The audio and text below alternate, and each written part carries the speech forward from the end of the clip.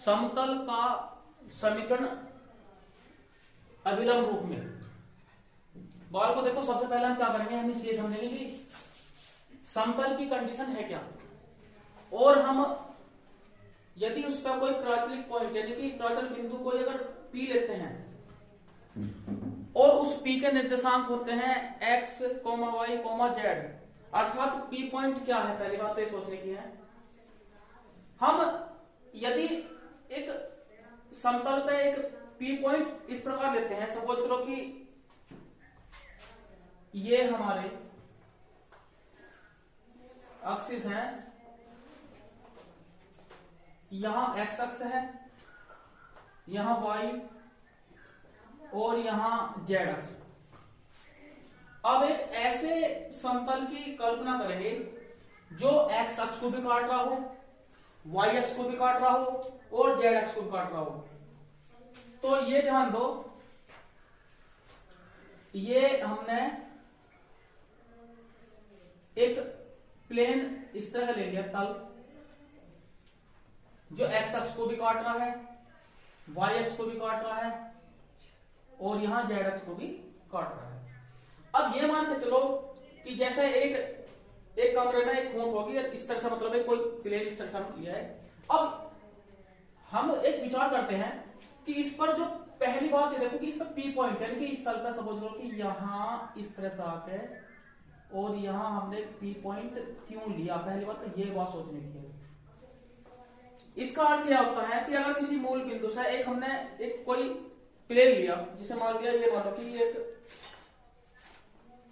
ये एक तल लिया, तो हम उस पर एक पॉइंट पी इस तरह मानते हैं कि अगर यहां पी मान लो या इस पॉइंट को यहां पी लेके चलो, यानी कि ये पी इस तरह से, तो ये बैलेंस में रहे।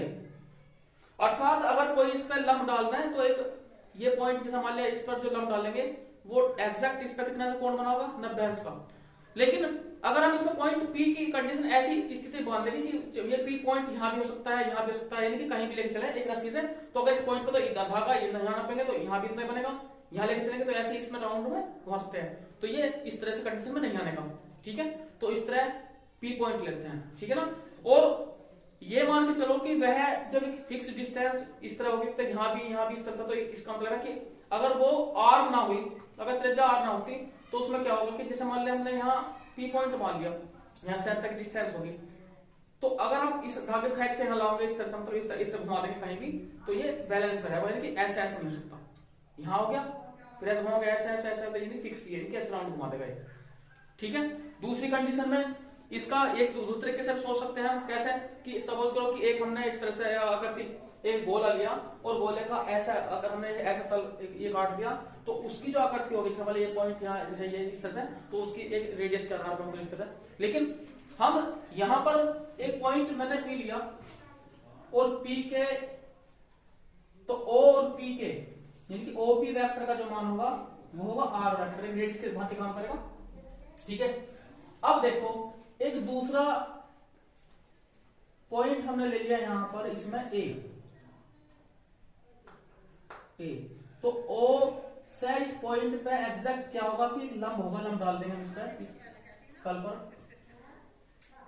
तो अब ओ और ए,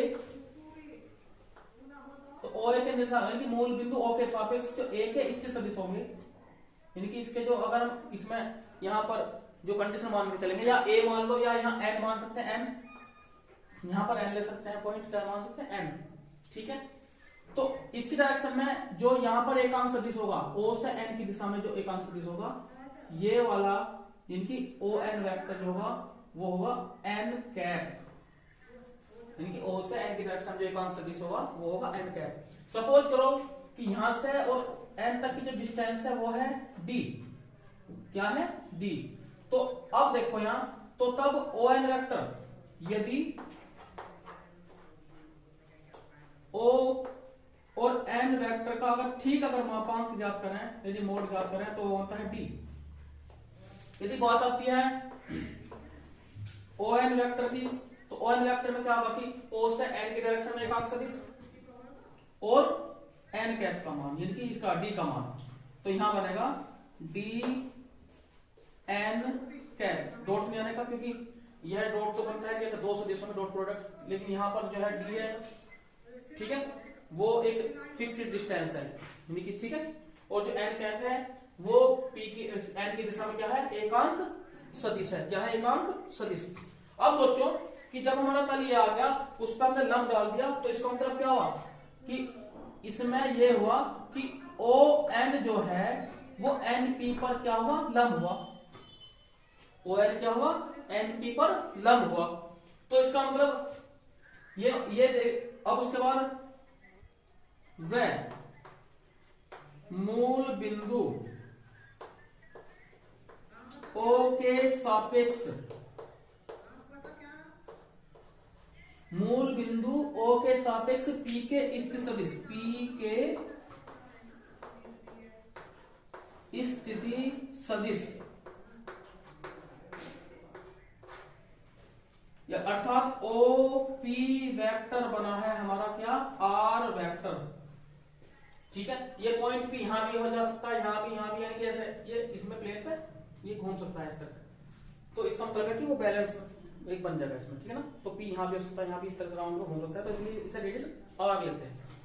ठीक, अब जब इस ये n पॉइंट O n इस पे लंब हुआ, इस तल पे लंब हुआ, और डाले गए लंब की माप जो है यहाँ कितनी है, लंबाई जो है वो कितनी है, d है।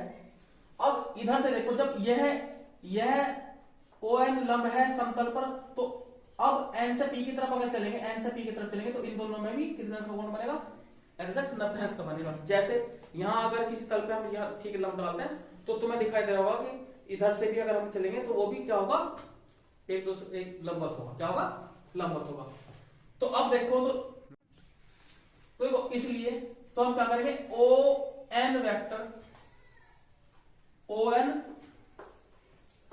Vector dot NP vector, NP vector दोनों का जो डॉट प्रोडक्ट आएगा वो 0 होगा, क्योंकि ON और NP दोनों एक दूसरे पर क्या है, लंबवत हैं। क्या है, दूसरे पर दोनों लंबवत हैं, ठीक है ना।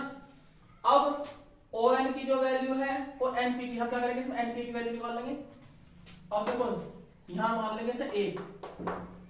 अब क्योंकि त्रिभुज ONP में है, लिखेंगे ONP में, क्या लिखेंगे, ONP में। तो क्या ज्ञात करना हमें, NP वेक्टर ज्ञात करना। क्या ज्ञात करना, NP वेक्टर। तो N से P की तरफ चलो, तो पहला दूसरा, यानी कि NP वेक्टर, तो पहला दूसरा, दूसरा तीसरा नीचे की तरफ हो जाएंगे, यानी कि प्लस PO वेक्टर। तो इसमें देखो पहला दूसरा, दूसरा तीसरा बराबर पहला तीसरा, यानी कि पहले से देखो हम इसमें क्या देखते हैं कि इस पॉइंट से यहां गया और इस पॉइंट से यहां गया, तो पहले से कहां पहुंचा, यानी प्रथम बिंदु और अंतिम बिंदु के बीच की डिस्टेंस का, है ना।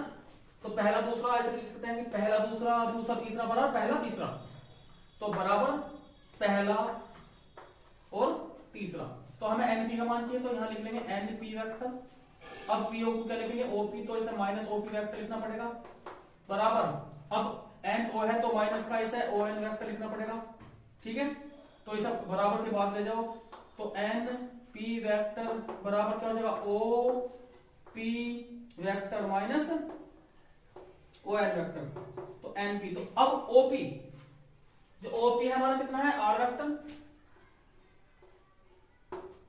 माइनस, और जो ON है वो आया हमारा कितना, DN कैप, ठीक है ना। जो ON आया क्या हमारा, DN कैप, ठीक है, DN कैप। अब देखो, तो इसलिए एक से तो क्या करेंगे, NP के स्थान पे इस वाले मान को रख देंगे, और ON के स्थान पे ON का मान रख देंगे, यानी कि DN कैप। तो यहां लिख लो, तो इसलिए DN कैप, ये पोस्ट लगा के यहां लिख देंगे अंदर इसके स्थान पे R vector minus DN cap, और बराबर क्या हुआ, 0।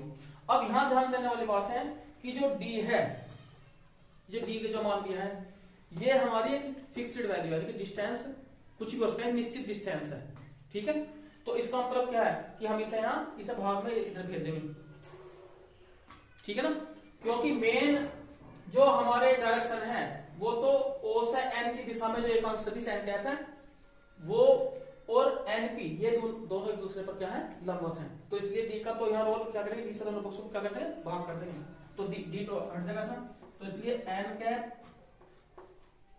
Are vector minus T N cap बराबर जी, तो इसके अंदर गुणा कर देंगे, तो एन कैप बल्कि ये डॉट हो जाएगा अभी बीच में, इसके बाद इसमें डी एन कैप इंटू फिर एन कैप इक्वल टू 0।